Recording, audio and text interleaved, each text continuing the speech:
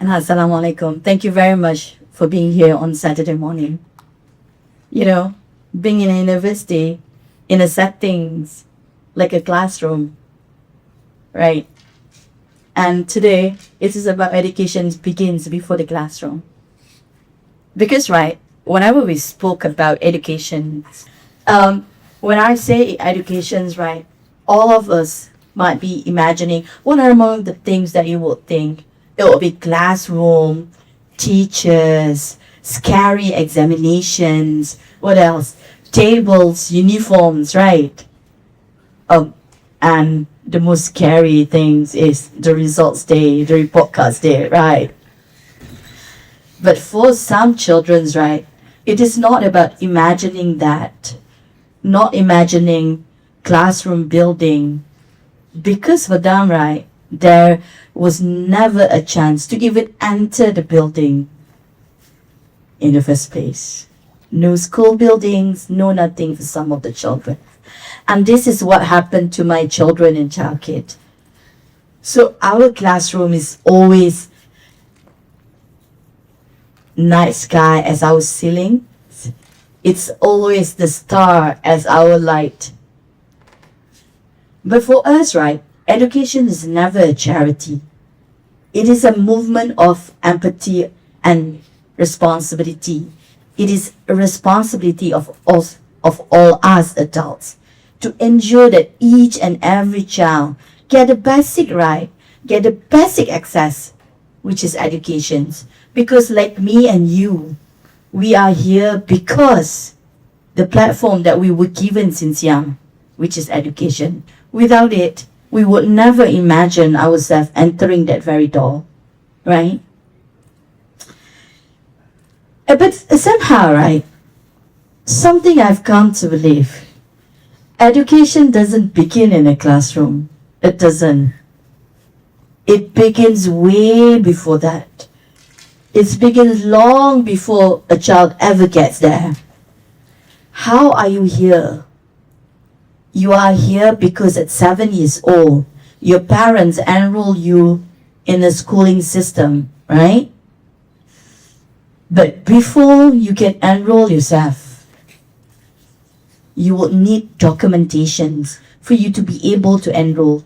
Imagine this, my children in childcare at 7 years old, dreaming and imagining the day of enrollment, they can walk into the school gate and then register themselves. But that doesn't happen because somehow, somewhere, the system told them that we are sorry, you did not belong, you did not have enough document to be enrolled in the schooling system. So that is what happened to some of my children in childcare and a lot of children in Malaysia. You know, education's right begin with all of this. It begins when a child feels safe enough to sleep at night. Sleeping is safe, right? But imagine yourself sleeping at night, worrying that there will be a bang and a knock on your door. So this is what happened to 3 of our children in childcare. Their door was banged in an immigration rush one night, and then suddenly 3 of them with their mother were being shoved into an immigration truck, and suddenly they figure out they are in immigration deportation center. So they were there for like 6 months before we brought the cases to the court, because they were never, because of the systems that fail them, that makes them illegal and makes them the others in the community. But somehow the system again, via good legal professional who help the children to get out from the deportation center. Now, in 2026, the 3 boys get their identification card. And this year, they has been enrolled in a government school. So that is a big achievement for a child who can't sleep well at night. Some children's, right, how to go to school, how to access education when there's no food on the table. There has no name on a document to call themselves whatever names that should be given to them. They are without identity. And for some children, right, what matter? It is not the classroom. But what matter is the fact whether they are being accepted into being one member of the society, whether they are being seen, and whether they are being told that they matters. Because at often time, right, system deny them. System didn't look at them. System neglect them. And for many children, those things are never guaranteed. When I was in childcare, right, I met children who are sharp, who are smart, who are curious, who are full of ideas, who solve problem adults gave up upon, who I remember read a poems that I stood reading it twice. This picture was held at the back alley in Chowkit, and the boy in front of me, I think, is 20 years old right now. There's another story of a 14-year-old boy. We went for a coding workshop. I know nothing about coding at all. But that boy, right, at 14 years old, and at that time, right, he was only able to start school at 12 years old. And his school is our school, the informal school at childcare. So he have no document, and he is invisible to every system. But that day, he finished his coding. I was sitting next to him, and he was doing his coding things, and he finished early, and he managed to present his work. In front of us seated teachers from government school, struggling to, assist their students. And then the teacher turns to us and says this, "Can you help me with this work?" And he proudly go there and start helping the teacher, teaching the teacher how to code. So I was watching it and I was like, hell yeah. My child who never attended formal education or teaching government school teacher how to cook.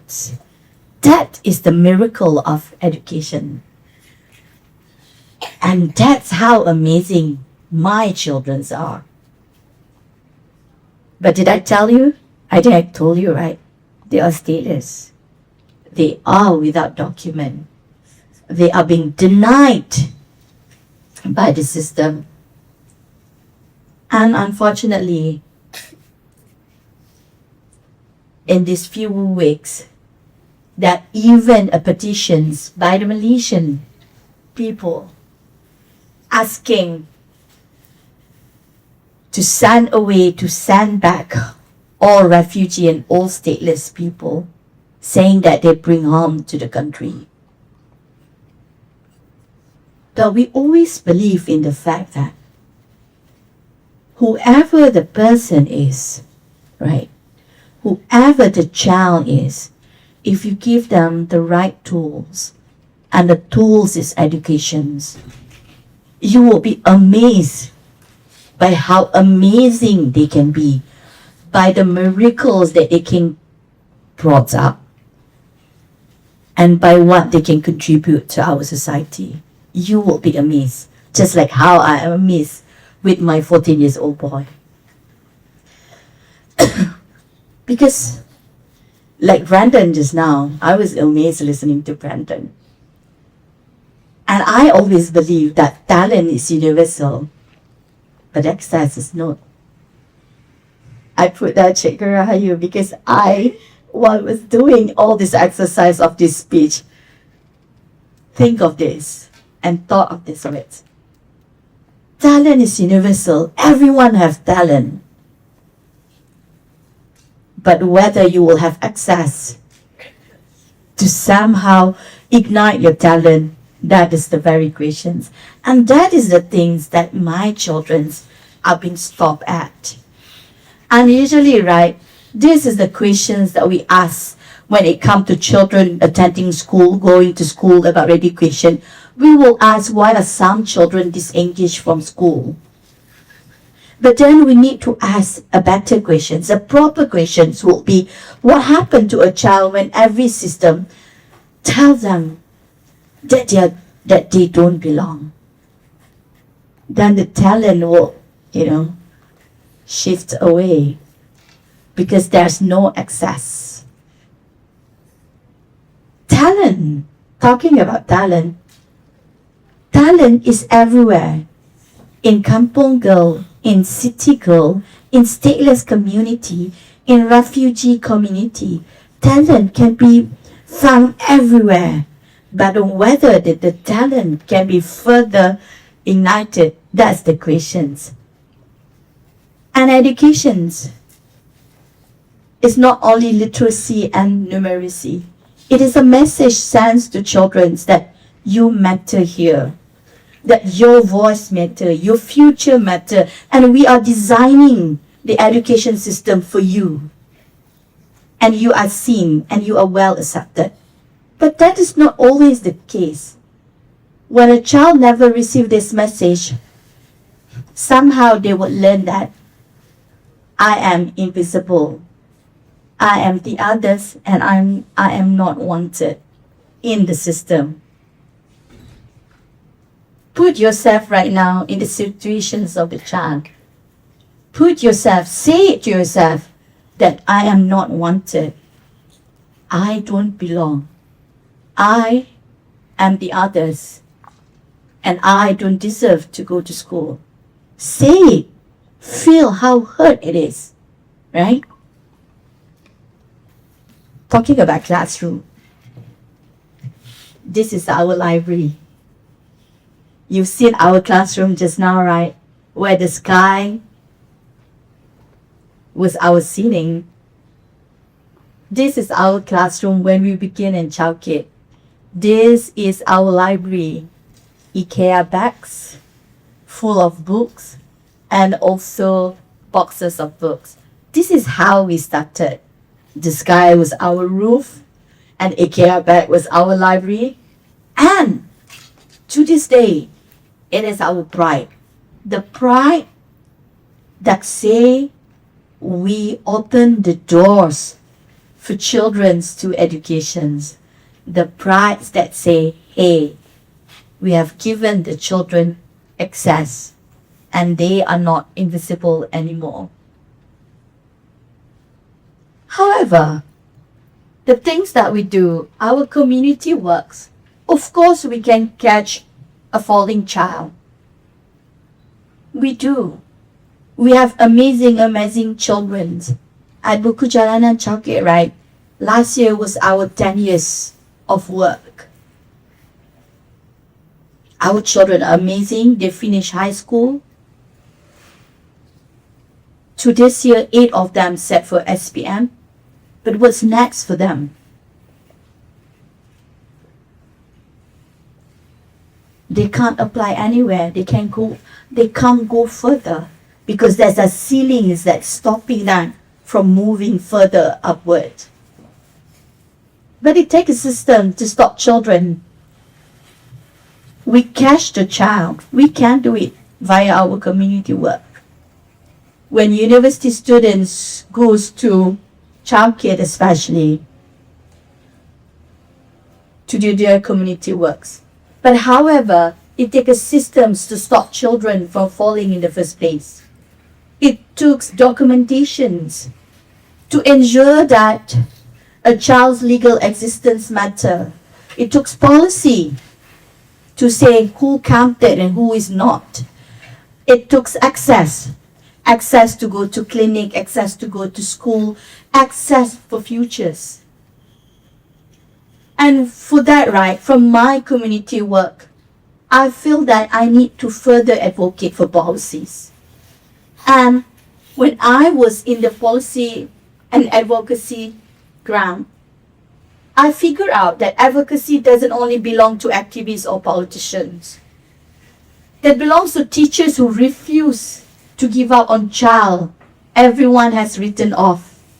It belongs to companies who invest in access meaningfully and not just for reporting or another work of sustainability, they say it. It belongs to all of us, the citizen, who ask the uncomfortable questions, who name it, who act. Children do not choose from which womb they came out from. Children do not choose the circumstances they are born into. But adults, we can choose the system that we want to grow in. We can choose the system that we want our children to grow in. We always believe that a successful nation is not where only a few children rise. A successful nation is one where every child is given a fair chance to dream, to have access, to find out what they are capable of. And today, right, I'm not asking you to feel inspired, because I believe that inspiration fades. But I want everyone that is here today to ignite the sense of responsibility within you. Like when I started, I say that our community work, it is never a charity work. It is a work of empathy, a work of compassion, a work of responsibility as an adult. For us to be responsible enough to speak, for us to be responsible enough to challenge, for us to be responsible enough to advocate and create awareness, for us to do something about it. Because when we first started in 2014, there's less conversations about childhood statelessness. But nowadays, people are aware about this. Policymakers speak about this. We spoke about this in an international setting about the situation of childhood statelessness in our country that close all access to our children. Because, again, when we protect access to education, when we allow every children to access education, when the country lifted and ratified Article 28(1)(a) of the United Nations Convention of Child Rights that allow access to education for every child in the soils of Malaysia, then we will ensure that we protect humanity by allowing each and every children who are here access to educations. Remember, via educations, talent can be more ignited. Talent is universal and access is not. So grant access to all children to go to school. Thank you very much.